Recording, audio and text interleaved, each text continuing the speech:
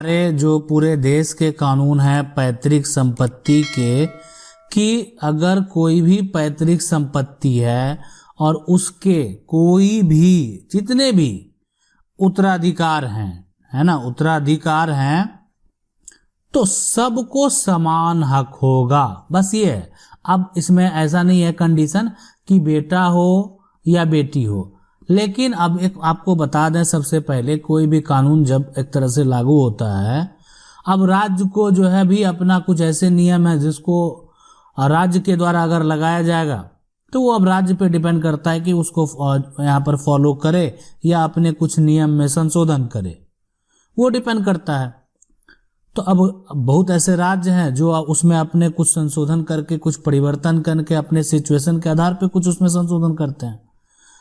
तो अगर कोई भी पैतृक संपत्ति है और आप राज्य में कुछ अलग नियम है तो वो कोई बड़ी बात नहीं है। लेकिन अगर ऐसा नहीं कि बहुत ज्यादा डिफरेंस है, बहुत ज्यादा फर्क है। अब जैसे यहां पर बात करें, बहुत लोग ऐसा पूछते हैं उत्तर प्रदेश में, तो उत्तर प्रदेश में जो कृषि भूमि है, जो एग्रीकल्चर भूमि है, उसमें जो एक तरह से बेटी है ना, उसमें कंडीशन है। हिस्सा ऐसा नहीं है कि नहीं मिलता, लेकिन उसमें कंडीशन है। कंडीशन में अगर आप वो सारे फुलफिल होंगे तभी हिस्सा मिलेगा, नहीं तो नहीं मिलेगा। जैसे अगर हम बात करें यहाँ पर कि जैसे कृषि भूमि है, किसी प्रकार का वसीयत नहीं है, वसीयत नहीं है, ठीक है, नहीं है, तो अब हिस्सा आपको कैसे मिलेगा? अगर कोई शादीशुदा बेटी है ना, और उसको जो है वहां पर हिस्सा तभी मिलेगा जब वो एक तरह से विधवा हो। तो बहुत ऐसे कंडीशन लगाए गए।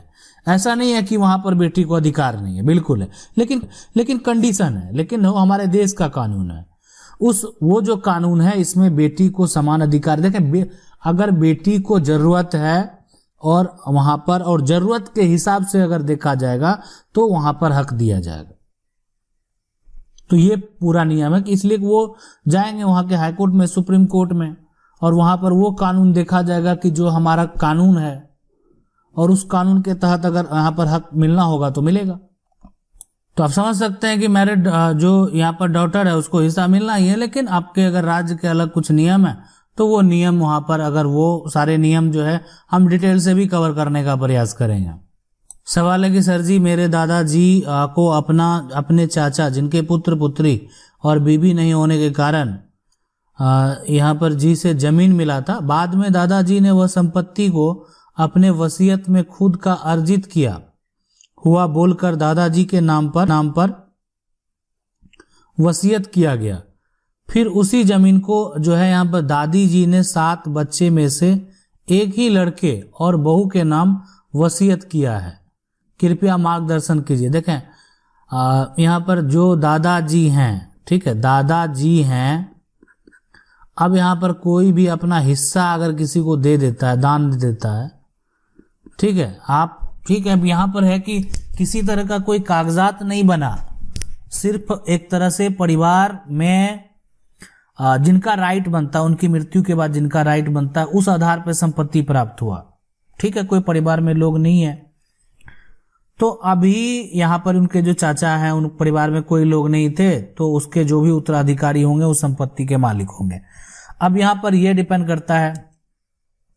लेकिन अगर कोई लिखित तौर पे किन्हीं को दे रहा है, मान लेते हैं वो चाचा है, अलग बंटवारा हो चुका है, अपनी वो संपत्ति, पूरी संपत्ति किसी को दे रहे हैं, इसलिए कि अब उसके कोई भी उत्तराधिकारी नहीं है, तो उस केस में यहाँ पर थोड़ा समस्या हो सकता है। इसलिए कि ठीक है, उसके बाद दादाजी को वो संपत्ति किसी अन्य से जो है वो प्राप्त हुआ है, ना कि उनके बाप दादा से वो संपत्ति प्राप्त हुआ है। अब उनको कोई गिफ्ट दे दिया, उनको कोई दान दे दिया, या वो पैसे से खरीद लिए, ठीक है, फिर भी आप एक प्रयास कर सकते हैं, लेकिन समस्या उत्पन्न हो सकता है ऐसे मामलों में, ठीक है। आप जो है उनके खिलाफ जो है केस फाइल कर सकते हैं ताकि उस वसीयत को गलत साबित कर सके। अगर वो वसीयत जो है फॉल्स साबित हो जाता है कोर्ट में, तभी आप अपना हक का दावा जो है कर पाएंगे। सवाल है कि ए ने बी को जमीन रजिस्ट्री किया 1953 में, लेकिन दाखिल खारिज नहीं करा सका। फिर सी जो दबंग और अपराधी प्रवृत्ति का व्यक्ति था, वह जबरन ए से वो पूरा अपने नाम जो है रजिस्ट्री 1956 में करा लिया और रसीद भी कटा लिया और वर्तमान में घर बनाकर रह रहा है। वर्तमान में ABC तीनों मर गया है ना। तो अब देखें तीनों मर गया उससे मतलब नहीं है।